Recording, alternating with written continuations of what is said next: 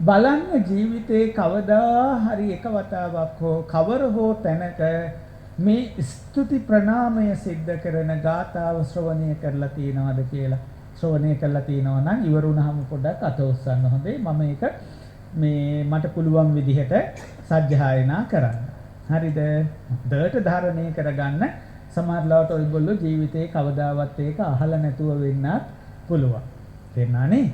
ඔන්න ඉතිපිසෝ භගවා අරහං සම්මා සම්බුද්ධෝ විජ්ජාචරණ සම්පන්නෝ සුගතෝ ලෝකවිදු අනුත්තරෝ පුරිස ධම්ම සාරතේ සත්තා දේව මනුස්සානං බුද්ධෝ භගවාති. මේක කොහෙද හරි අහලා තියෙනවා. අහලා තියෙනවා?